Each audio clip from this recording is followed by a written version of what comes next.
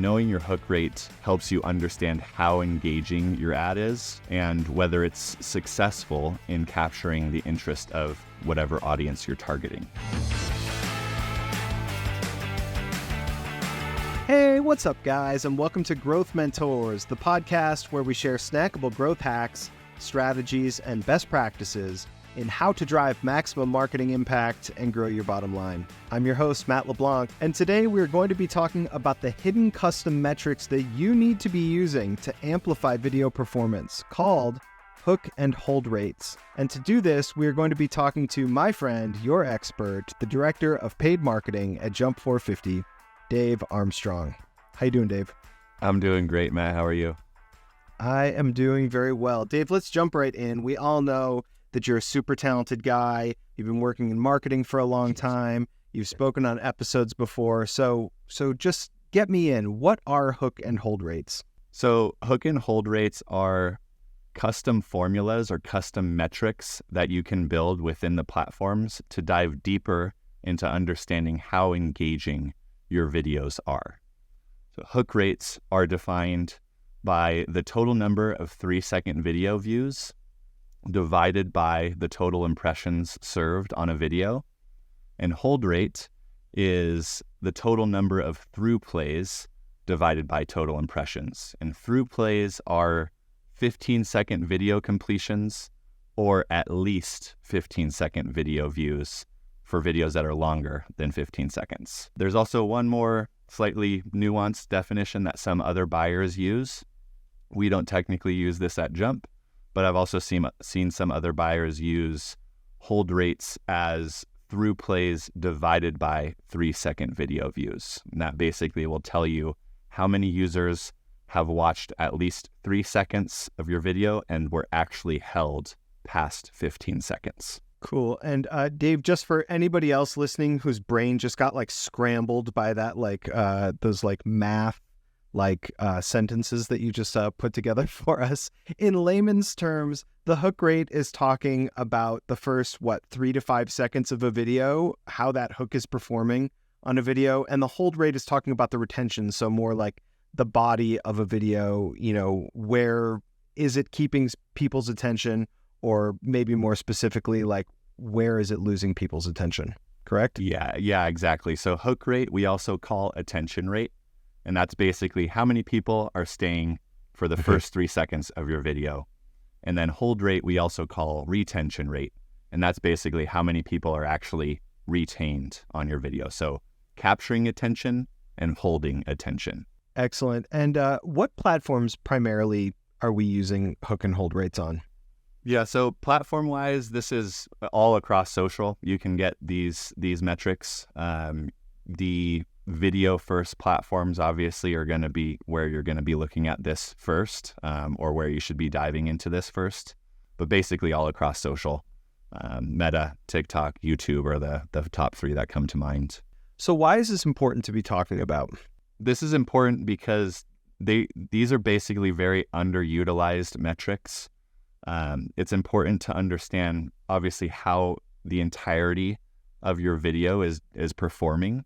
But if you're not diving into the specific components of what makes that video great or what makes that video underperform, then you won't understand how to maximize performance from certain videos that are performing and then mitigate certain pieces of videos that are not performing. So knowing your hook rate helps you understand how engaging your ad is and whether it's successful in capturing the interest of whatever audience you're targeting. High hook rates indicate that your ad is effective at grabbing the attention of your audience and encouraging them to actually stop their scroll and watch the ad. And then with hold rate, or by analyzing hold rate, advertisers are able to gauge whether their videos are actually engaging enough to keep viewers' attention. So that metric actually helps, both these metrics actually help advertisers identify areas for improvement. Say their hook rates are very low, so people aren't even getting to their content or getting to the bulk of their video. You need to improve that hook rate. You need to make more engaging content. Or maybe your hook rate is amazing and people are dropping off because your hold rate is really low.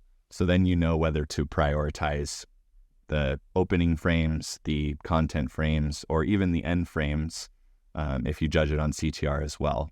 So adjusting your video content is another way to improve hook and hold rates. You can even improve hook and hold rates by targeting different audience segments as well.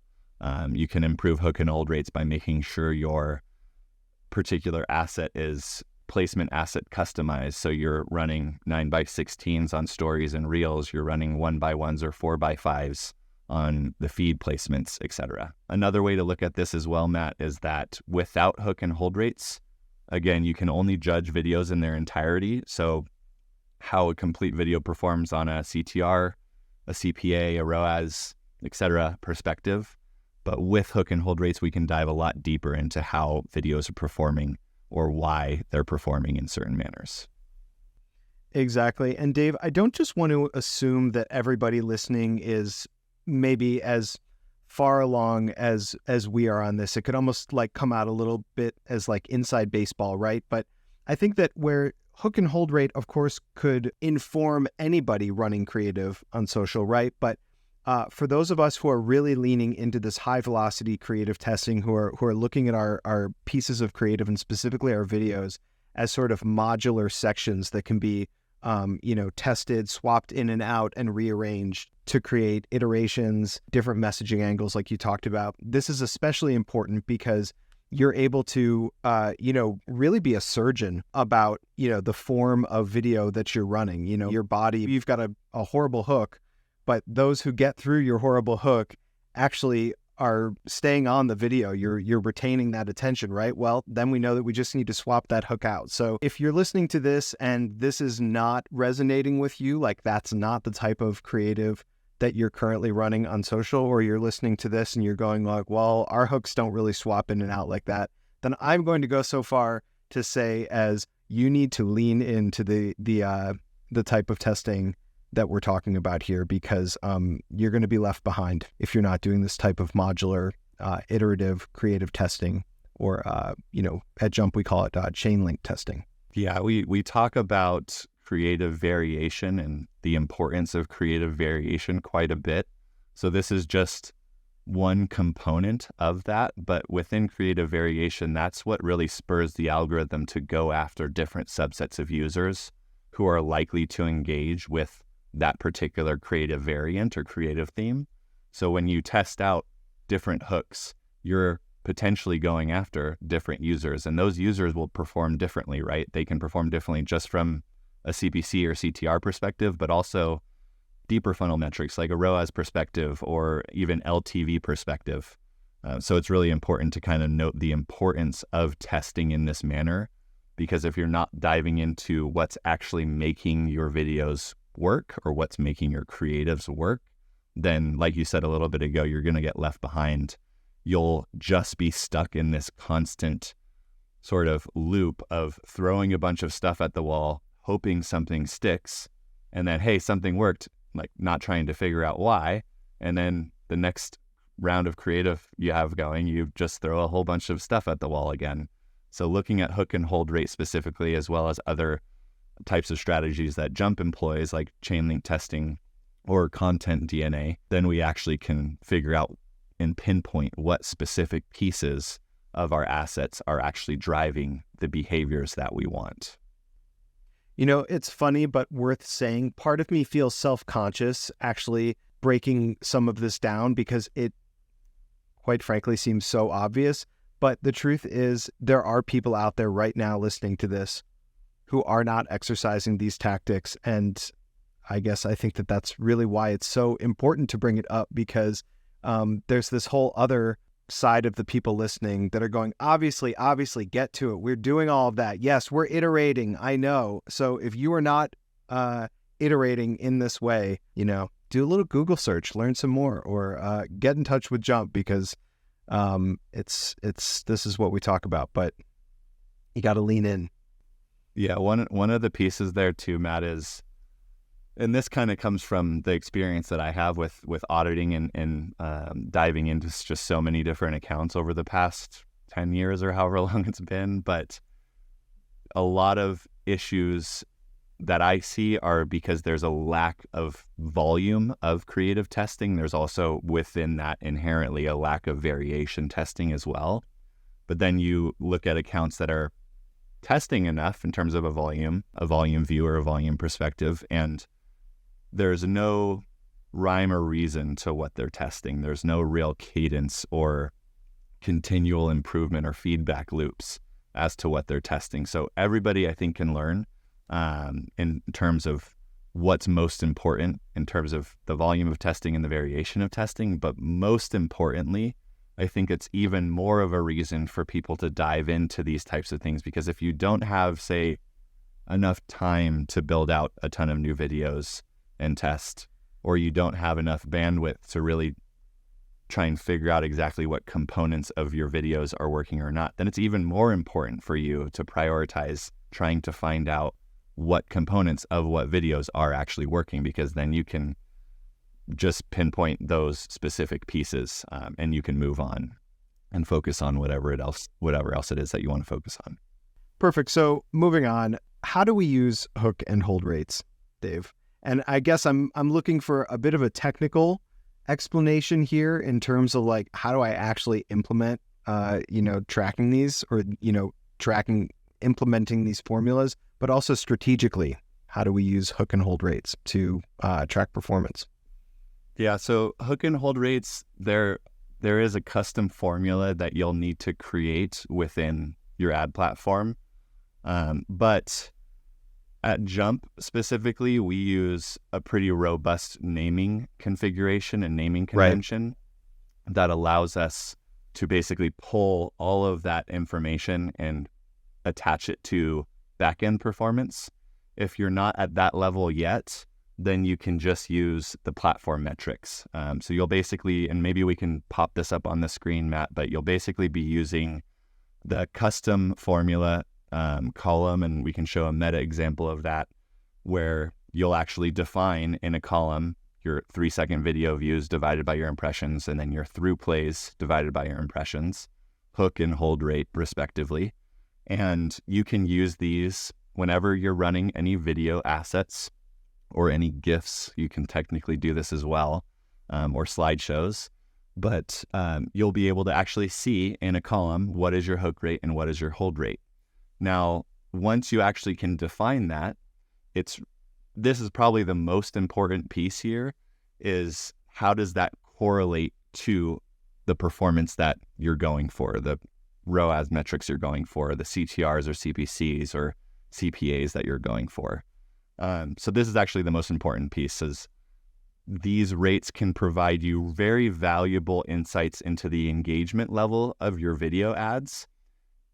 And if you aren't using it in conjunction with any other relevant metrics, that's just fine. But most importantly, you should try and run a correlation analysis with hook rate and click-through rate, or hook rate and conversion rate, or hook rate and whatever overall campaign performance or objective that you're trying to go through. And then same thing with hold rate. Run a correlation analysis between hold rate and CTR, CPA, ROAS, etc. And the reason for this is that you might find, and we've found this in so many different arenas and so many different advertisers and clients that we have, but you might find that after a certain percentage mark, so a certain hook rate or a certain hold rate, the relationship between that particular rate and CTR or ROAS or CPA, it actually flips. So you might have a positive correlation up until, say, a 30% hook rate, and then your ROAS might actually start to be inversely correlated or negatively correlated to that particular rate. Another way to describe this is, because of the clickbait nature of how a hook rate has a 90% rate, you might be clickbaiting or you might be engaging users really, really well, but that might not have anything to do with the content that you're feeding them. It might not have anything to do with the landing page that you're driving them to. So it's very important to understand the correlation between hook rate and your overall campaign performance and those other metrics that are also very important to look at. In a nutshell, basically what this means is that a high hook rate or a high hold rate isn't the goal. It doesn't always translate to successful conversions or the desired optimization event or ad set objectives that you're going for, but it's important to take a holistic approach, analyzing your marketing metrics and using those particular metrics to make informed decisions to optimize your video creative, to optimize your overall campaign strategy. So if a high hook rate or a high hold rate is not the goal, then can we clearly define what the goal is? The goal is to find the sweet spot. When I say find the sweet spot, you'll notice if you start doing these tests, you'll have, say, your baseline is a 10% hook rate. You want to get substantially more people than that. Our baselines are in that 30% range for hook rates. You might have a 60% hold rate, which would be amazing, right? But you're just basically trying to improve upon those baselines until you see that inflection point. So that inflection point for one advertiser might be 25% hook rates and 50% hold rates. Could be lower than that. It could be some other combination or some other part of the spectrum of those particular rates, but you can only find that through testing. You might find that a 90% hook rate matched with a 15% hold rate is fine because you're getting enough users to that initial 3 to 15 plus second mark, and that could work out for you. So it's all really nuanced and dependent on the particular product that you're offering, the types of messages that you're actually getting across in the first 3 seconds or 15 seconds plus. And then again, using that data and optimizing based off that data and trying to improve those until you see that inflection point. I see. Dave, I'm really just going to put your feet to the fire on this because I'm not sure that I'm totally understanding. Can you define inflection point or sort of break down a little bit further, like, why am I not looking for the highest hook or hold rate? It seems like a high hook rate, the highest hook rate I could get would be ideal if it correlated with a really high hold rate as well, correct? Yes, that might be true. But another way to look at this is I can get 90% hook rates and I can get probably 100% hold rates if I just put cute pictures of kittens all over my videos. But if it doesn't have anything to do with my product, if it doesn't connect to my landing page, my CTRs and my conversion rates or my bounce rates are going to be abysmal, right? So you need to obviously correlate what is important from a hook rate and a CTR perspective or a CPC perspective. If you had a video that was so engaging and it was product specific and it got people to purchase and you had a 100% hook rate and hold rate, I would say that's amazing. For some advertisers, that might be a good goal for them. But what we typically see is that not everybody who watches our videos is going to purchase. A certain portion of those people are going to purchase. So we need to hook those people and we need to hold those people. And most importantly, we need to get them to click through to the landing page to actually purchase the product or service that we're trying to sell. It would be amazing to have 100% conversion rates, for example, but in terms of what's realistic, shooting for the people who are actually in market, there's only a small portion or a small subset of that audience who is ready at that time while watching that video. Absolutely. That makes a lot of sense. Thank you for that. That's kind of how we use hook and hold rates. Can you touch on when we should be using hook and hold rates? Whenever you're testing video creative, these are key metrics that I would always want to look at when using or employing any type of video assets on any social platforms, any platforms in general that can give you these metrics. And the reasons for that are what I stated previously in terms of trying to dive into the components of what's actually making a video work or not work. But if you're testing videos, it's free to just look into the custom formulas and defined hook and hold rate, and then you can actually see what your hook and hold rates actually are. So if you're testing video creative, you should be looking at your hook and hold rates every single time. Cool. So with that said, we kind of talked about why it's important to run a correlation analysis. Yes? Yep. I think we've gotten that across.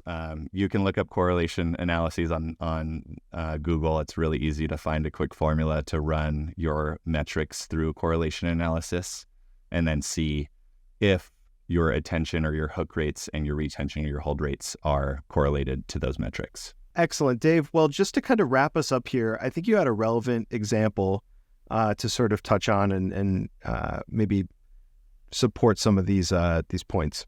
Yeah, I did pull a couple of stats from a recent test that we were running, and this is in direct kind of correlation to that correlation point that I was making earlier and why it's important. We actually found with one particular client that our attention scores were only a point, it only had a 0.1 correlation between attention and ROAS, which indicates that there is basically no correlation between keeping users for the first 3 seconds and those users ultimately converting in terms of CPA or ROAS perspective.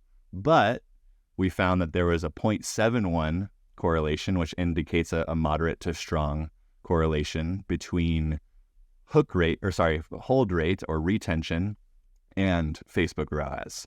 So that indicates that if people do get past those first 3 seconds, then the longer we can keep them, the higher the average watch time that they have, then the higher likelihood that we will have a higher ROAS. We also ran this analysis just overall with average watch time on the videos, and we found a 0.85 correlation there. So that also backs up that claim for hold rate, which is basically a very strong correlation between the longer somebody watches these particular videos for this advertiser, the higher propensity they will have a much higher return. It's going to be different for all of your advertisers, any products, and more specifically the types of messages that you're trying to get across or the videos that you're actually testing. So running those correlation pieces is very important, because for that particular example that I gave, we might not be too focused on trying to drive a really high hook rate because of this particular product. People who might want to purchase it, maybe they just want more information. They're going to get through that first 3 seconds anyway. And the longer they watch, then the higher propensity they will have to purchase. I see. Dave, is there a good place that people can look for more information on hook and hold rates? That's a good question. I think within the screenshots that we'll share, you'll see a really easy example of how to build this particular formula into your actual ad platforms. And then this is sort of subjective in a sense, but we've been running these hook and hold rate type metrics, or looking into these hook and hold rate type metrics for, I want to say 3 or 4 years at this point, really intensely. And usually at Jump, after we've been running a particular strategy or looking into something that deeply for 3-4 years, everybody starts to catch on. I'm not kind of patting us on the back for that. We're just usually a little bit more innovative when it comes to those types of strategies. So I'm sure that if you look up what is hook rate, what is hold rate, give me a quick definition. If you type that in Google, you'll find enough to get you going. Or you can just rewatch this episode, because I think there's a lot of decent information in there as to how you can get going with looking into hook rates and hold rates, how to correlate that performance to the performance that actually matters, like your conversion rates and your returns and your CPAs. And then you can go from there and have at it with new tests. You'll see they have terrible hold rates on this video, but the CTR and the conversion rate is really strong. If I can get people more involved and engaged in that first 3 seconds, so you test out openers for that. You might see a high hook rate. I've got a 30-40% hook rate on this particular opening 3 seconds, but nobody stays past 15 seconds. My hold rate is terrible. Then that spurs you and prioritize content testing. So you can take that opener and you can test 10 different content pieces. Basically the inverse of opener testing, right? We didn't even talk about end frames today on the podcast, Matt, but end frames are a part of it too. And end frames specifically tied to the correlation of CTR and ultimately CPC as well is also a super important piece to look at too. Dave, well, what a poetic place to end. Is there anything that you wanted to add about end frames in particular? I don't think so. I think people have enough to chew within the hook and hold rate conversation. We can talk about end frames, specifically CTA button testing or offer testing, and how that relates to end frames on a future episode. Sure. And then I know we have probably another 20 topics that we can talk throughout the year. So I have to save a couple in my back pocket. Save them for next time. This has been Dave Armstrong, the Director of Paid Marketing at Jump 450. And if you were listening to this episode and you are appreciating all of the good sound information that we're sharing, but it feels complicated, or maybe you just have enough self-awareness to realize that it's not only the strategies and the tactics that you're rolling out towards your marketing efforts, but it's really the operators that you have sitting behind the keys and running these for you. And maybe you don't feel like you have those talented individuals in-house. And if that is the case, I hope that you will reach out to Jump 450 in the link below in the description. That is www.jump450.com. We can get on a discovery call with you and talk to you about how to explode your own digital growth. So with that said, do not forget to subscribe to Growth Mentors for more weekly episodes and secrets that you can steal from us. Dave, thank you so much for being here. Thanks a lot, Matt. I appreciate it. And we will see y'all next time.